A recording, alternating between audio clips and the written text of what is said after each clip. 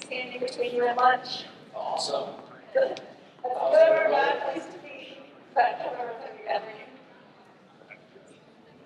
So I'm Lauren Taylor. I'm the Managing Director and Partner at BCG, and I have the privilege of leading our work in customer centricity. So the intersection of that with sustainability, what we call customer-centric sustainability globally, as well as our customer and innovations and our customer insights in North America.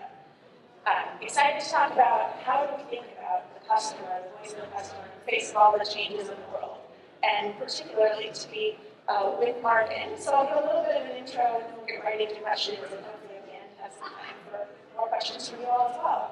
But just backing up, as we think about all of the forces for change in the world, there are a lot, and I'm definitely a student of where does the consumer fall in all that, how they help us drive where we're going.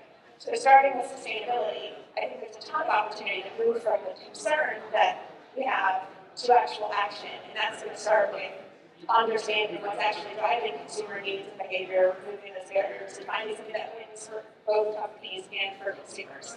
And then AI. We're certainly going to talk about AI with a Google executive here. But as you think about how that's changing, where is the consumer in that? Where is the benefit to the consumer, or where the challenge is?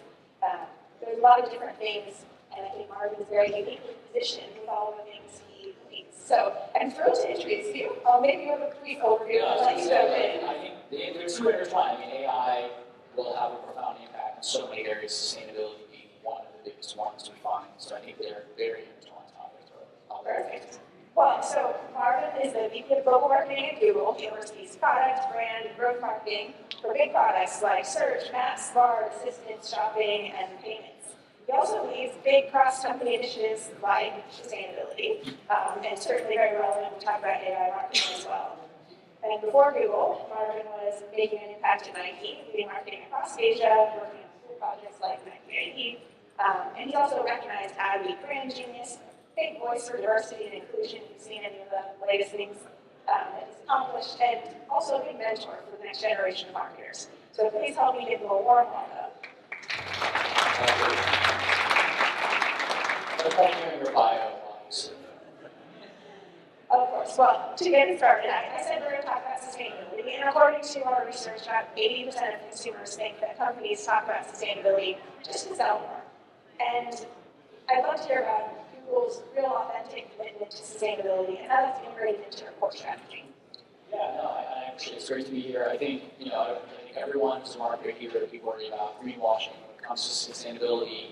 And I think as marketers, the idea of authenticity is kind of at the core. Like, can you really defend this claim? Do you really have a track record or history in doing something like that? And I think when it comes to sustainability, we really look at that, and we really look at where are we uniquely positioned to help. Because there are definitely times where you're chasing a trend, or you're chasing a meme, and you're like, you have no place kind of talking about that thing sometimes. And I think you really have to make it a core part of who you are, or you kind of have to say, I'm not going to comment on that, which is hard for marketers to do. So for us, we look at like three areas for us. I think one, how do we operate in the most sustainable way possible? We are a large company, people use our products and services, there's a lot of data centers, the internet consumes a lot of energy. We're proud to have been carbon neutral since 2007.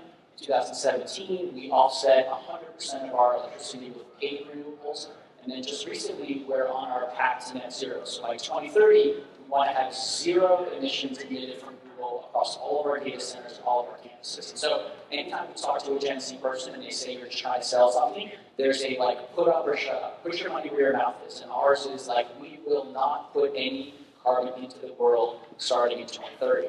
The second thing we talk about is how do we work with partners to enable them to be more sustainable, and how do we empower consumers? We are uniquely positioned where it's not about buying our product, but it's about our product can help you be a more sustainable, live a more sustainable life, make more sustainable choices, whether you're buying a dishwasher or you're taking a route. And so those are areas that we feel that we are uniquely positioned and kind of battling that greenwashing area.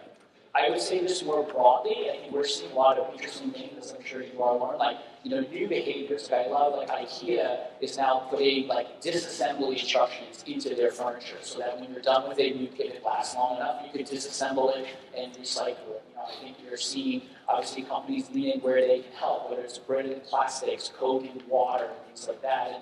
And the end of the day, brands have to make it easy.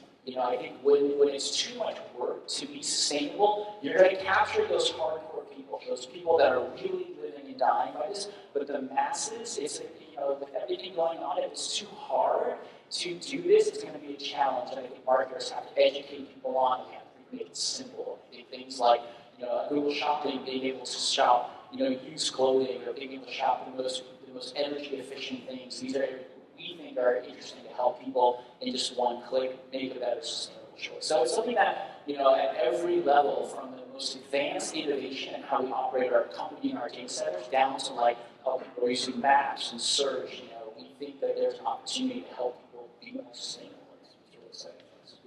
Well, and I love the point on making it easy and breaking barriers, which is very appropriate. One, because it's really hard to disassemble anything from furniture. If anybody's tried, I like it, I want to pass it down, so how do I actually give it to somebody but actually know how to take it apart? So that's all last. Yeah. That's a good question. But broadly, when I look at what are consumers thinking about, is that small group that you're talking about, that like 10% or so, who has sustainability as their top driver of choice. That's great, and they're going to hopefully continue to make the environmentally friendly choice. But for everybody else, we have to help them figure out, and with innovation, how do we break those trade-offs? And where do we find the opportunity as marketers to use what we know about consumer behavior and their top needs to find those opportunities? So maybe you could give an example of where you broke some of those trade-offs for Google, and then where that's actually driving choice beyond those who just care about sustainability. Yeah, I think, the way I think about it, we were talking about this earlier, is like, there's that driver, like, it has to be sustainable. Like, I'm buying a car right now, and it's like, I will only buy an electric car. Like, I'm looking at all the electric cars, but it's the only kind of car I will buy at this point. And that's a small group of people. Then there's a large group of people that's like, I need to buy a car. What is an option? And if it's sustainable, that's kind of a bonus, but it's not the driver. So that bonus tiebreaker is the mass kind of approach. And when I think about, I'm much older than many of you, but like when I was growing up eating canned tuna, like dolphin-free canned tuna was the thing.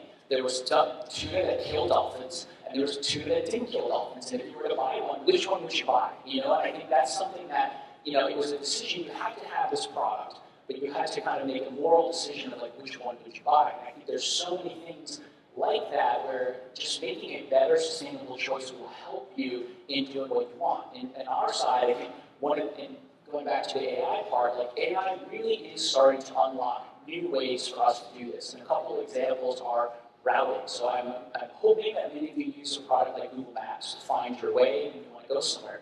A couple of years ago, we announced echo routing. This idea that we can get you from point A to point B, we can get you the fastest way, but we could say, this way is a minute longer and actually will save you more carbon emissions, or this way is the same amount of time, but it's less hilly, there's less stop and go traffic, so your carbon out will be lower. You will make that choice, and people are making that choice, and we see the potential of just that new route equaling about 200,000 gas cars on the road per year is what you see just by choosing that just different route. And I think that is a decision that's very easy to make. I think another one we talk about, which is more advanced in AI, which will get a little nerdy for a second, is something we call contrails. Like contrails, you ever look at the sky and you see that plane and has that white stuff coming out. And we, as kids, we were taught, oh, that's a steam, it's like not harmful. It is actually harmful. It's 35% of an airline's impact to global warming come from that white steam or smoke that come out of an airplane. And it's controllable because there's a bunch of reasons why metric pressure, the way an airplane flies, when it flies in certain conditions, it actually outputs more carbon emissions than normal, just like when you're driving uphill in a car.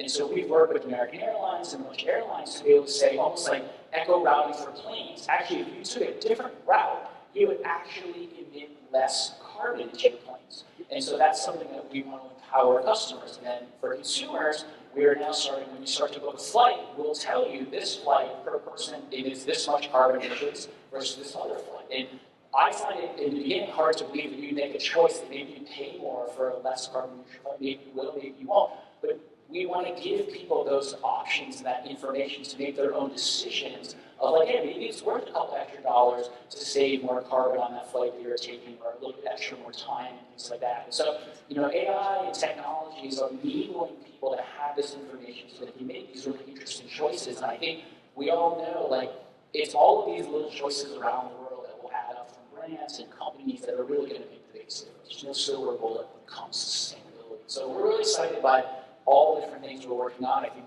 people are very passionate at Google with all the different ways that we can think about how technology can help, kind of be more people be more sustainable. What I really like about the maps example too, because I remember, you were going to hit me maybe, I'll pick the eco-friendly route, but if you call it the fuel efficient route too a lot of times, then somebody else is going to pick it because it's going to be cheaper. And it's also the same route, I believe, but it is actually saying, well, it's going to save you fuel because it's better for the environment. So whatever it is that's actually motivating you, how do I get you to pick the option? Exactly. We're also taking that same technology and working with cities. So we'll pilot in 3 cities to look at stoplights, right? So emissions is like every time you stop and go to more emissions. So it's like the less stop and go, it's faster. You want the less stop and go. So how do you work with cities to better plan? I mean, you would all be floored by how archaic our traffic light system is in this country. And so just being able to upgrade that technology to help traffic flow, it's faster, it's more efficient. So I think, to your point, thinking of the right value props for people beyond just sustainability is another big part of the challenge. Hopefully it's a win-win. Hopefully.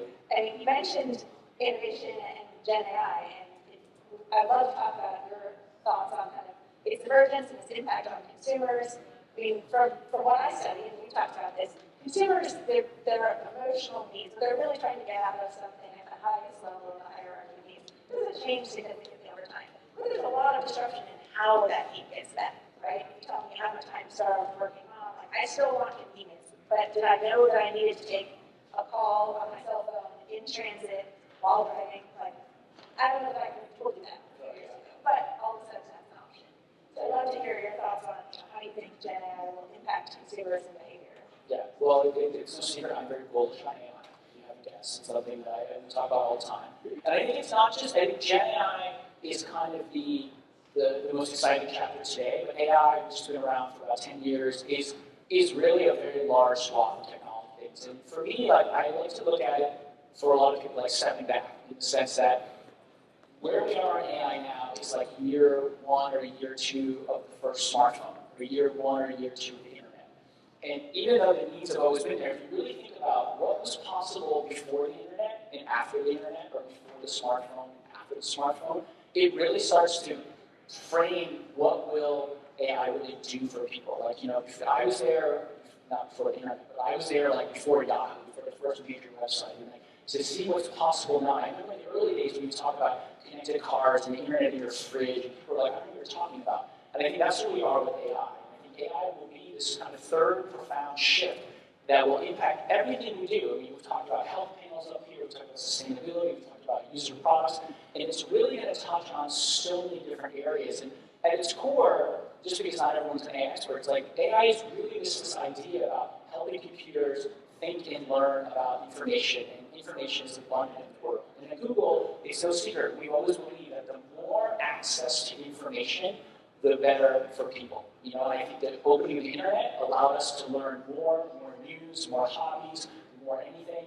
The access to the smartphone allowed for that information to be at your fingertips, but it also allowed for creation. It allowed for content creators, film, taking pictures on the go, camera in your pocket, all these things. And I think AI is going to take that and supercharge that in a way where you have access to as much information as possible, but it will be so much more useful and helpful. And I think that's what we're seeing with ChatGPT and Bard and generative AI, is the distillation of a 100-page contract into 10 bullet points, or the distillation of 1,000 photos into 5 really great photos or 5 really great highlights. So the usefulness of the connection of all the information, I think, is one of the things that's going to help consumers, marketers do a lot more. And I think some examples that really become interesting is, one, we think about creativity. We just talked about a product a month ago that internally we call Dreamer, right? So how many times have you wanted to buy something, right? And you're like, oh, I really want to buy a puffer jacket, but I want it to be mid-knee, and I would love it to be reflective blue with a high collar. How do you think about that? How do you look for that? Now imagine if you just talked to the AI and said, I want that jacket, and outputted a picture of that jacket. You said, actually, I want it a little bit more puffy, and I want it a little bit shorter than that, and outputted that. And then you can take that image that you just created from your mind and say, search for that. Search every retail store on the planet and show me the closest product to that. right? It's the same need. People always want us to buy stuff, but it's allowing for more information and more connected tissue to really figure out how to find something that you want that's in your mind's eye, but you cannot express it. I think the other one that you guys have been talking a lot about today is healthcare. Like healthcare is an area where AI will be transformative, right? I think we're looking at a ton of imaging work. In Europe, we've got, I think AI is a lot of these like what if scenarios, right? So this will, healthcare is always kind of on. We have this new thing with your smartphone camera. You can actually just take a picture of maybe a skin condition you have, a rash, some kind of acne, and it will analyze the image. It will compare it to millions of other images that they've looked at in the health database, and give you a sense of like, what is that thing? Is it dangerous? What could it be? That doctor Google says, and you can bring it to your doctor. You can have a conversation around what is that. And that's just the tip of the iceberg of like how AI will start to just organize information for you to help make better decisions and things like that. So we're really, really bullish on like where we think this is going to go. But at the same time, I go back to year one of the iPhone. Nobody knew where it was going to go. Year one, the App Store did not exist. I think the biggest thing for those of you who had the first iPhone, people are like, why? And they're like, it can zoom. You just zoom in on things. That's all it can do. And I think we're a little bit at that stage right now. Like in 10 years, it will be so much more than you could ever imagine. But right now we're really starting to figure out what are the applications we can have. Well, there's a lot of potential for sure. And Tons. I love the passion and the enthusiasm. I can't wait for what the next 10 years hold. I know though, a bunch of executives are very excited about Gen AI, but there's also a lot of challenges. And we studied too, the kind of balance between the human and the digital. If you're not harnessing power right, you can destroy value. So I'm curious how you as both consumer and creator of AI technology are thinking about that, and in marketing more specifically. Yeah, I think that a lot of these things within AI within marketing, it's a new tool. Like, and I think at the end of the day, people are still with all AI, people are still very important. Doctors, marketers, it'll be important. I think it's the biggest thing that we're thinking about is that change behavior. Like you all run large marketing organizations. Anytime a new tool or a new process is introduced, it's never actually the tool or the process that's the problem. It's that, well, I've done this way for the last 10 years, and you want me to do it this way, that's a problem for me. And I think that AI is that times 100, because we are looking at how AI is going to help insights. Like we imagine a world where every market research, kind of report that you have in your company is easily accessible through a chatbot. And you can ask it one thing, and it can connect the dots across 5 different reports and give you that answer. That takes a certain kind of behavioral change. We're looking at, AI is already helping, advertisers create new creative. What does that mean for creatives? It's not going to replace a creative, but how does it help creatives personalize work? How, I think we were talking earlier, I think with the Fireside guy, like, AI in AdWords, like those little text ads on search, those will start spitting out generative AI. They're already spitting out generative AI kind of text ads that match the query that you have. Where you said, like, what's the difference between a headache and a migraine? Like, if the ad automatically said, oh, I want to know the difference between a headache and a migraine, try this. So tailoring those things already. So these just are new technologies, but the hardest part is creating that new behavior of how do you take advantage of the technology, of the new power that you have. And that's the hardest part that we have right now. I think, so we're really trying to educate people on what's possible with technology. Google is a pretty strong, we call it copy-paste culture. They're like, one group does something, and it's really cool, and then you just tell everybody about the one group, and then you kind of copy it and paste it, and then kind of improve on it, and kind of start to evolve it and test it in different ways. But I do think the behavior is going to be a big change. I think the tools around media reach, measurement are going to be really profound in terms of how they can impact what your advertising and marketing can do, how effective it is, and how personalized it will be. Well, so I'll ask one more question, then we can open it up to the audience for a couple quick questions. But you talked about the change management a little bit. Maybe share a little bit more about the lessons and the journey along the way and how you drive this big change. Yeah, it's like anyone else, it's been challenging, particularly like coming out of COVID, and like, some people are back at work, not back at work. I think how do you really get everyone on board some of these big changes? I think, we approach a lot of the AI in different ways. Like, it's a product for us, it's a tool for us, it's an advertising service for us. We've embarked on a big thing at Google Google is we do a lot of sprints. So we'll do a 90-day sprint on a project. We'll enroll a bunch of people. We'll do a daily stand-up, and we really kind of immerse a group of people into an idea to once get to that, to really reset the bar of what's possible. Because I think everyone's going about their day and trying to do the thing they need to do, but with the sprint, we kind of reset the bar and say, this is the new normal. If it doesn't hit this bar, you're really not getting there. So the sprints are something that we do a ton of. We're organizing a bunch of internal executive committees to really look at each work stream. We've got 6 different work streams around how we want to use AI internally and really having champions of that and figuring out what are the functional experts to really bring that to life in different ways. We're doing a ton of idea pitching. This is one of those areas where Google's very much a meritocracy. Like, I am not going to be the one that has the best AI idea for advertising or marketing. And so we've gone out to the whole marketing organization and we say, like, well, how do you think we should be doing this? And we have presentations and they pitch back what they think how AI is going to help sustainability, how it's going to help us reach Gen Z, how it's going to help us, sell more ads. Whatever it is that they're working on, we're trying to kind of crowdsource the entire company to get a sense of like what is this potential, because there's no oracle. We have some of the best and brightest AI minds in the world, and they don't even know exactly where things are going to go. And I think there's research and applied, and I think as research comes out, new technologies come out, the applied is going to be a big part of like how is it great value for people, for customers, for brands, and things like that. So we're kind of throwing everything against the wall. But I think the biggest thing is, when you work at a company like Google and a technology company, you have a growth mindset because things are always evolving. Like last year it was about NFTs and blockchain. 5 years ago it was about social. Things are always evolving, and so we're always kind of adapting to where the latest technology curve is. Which is awesome, and of course is what keeps the edge there. And what I'm most excited about is where we don't know where any of this will take us, but we do know that we'll still be the human element will still be important, and we still need to follow whatever the consumer is going to direct us towards. I think we have a minute or two for a question from the audience. If anyone? Question? Thank you both. Marvin, we're connected through Goldhouse, so one of the things I've noticed is how you take your position of influence and try to leave things better, whether it's sustainability, which you talked about, or DE&I. I would just love to hear what has prompted you to take that extra investment. Just in general, you take your position of influence and you try to do more with it. And I mean, if we're frank, not everybody does. I would just love to hear what has prompted that. Yeah, I mean, I think that I'm a Gen Xer and I have Gen A kids, and I think that in today's generation, Gen A, Gen Z, the goal is how do you have a job that is socially conscious? Like I think we talk about Mr. Beast as like that ultimate example. You be a huge YouTube creator and help more people, help the environment. And I think for my generation, Gen X, it was always like, oh, I'm going to get a job, make as much money as I can, and when I'm old, I'm going to help people.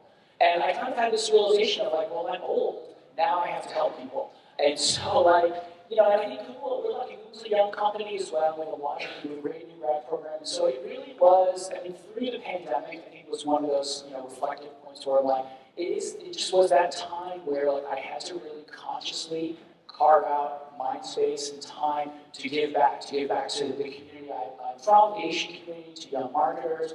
I now sit on a handful of boards around civil rights and kind of art and culture.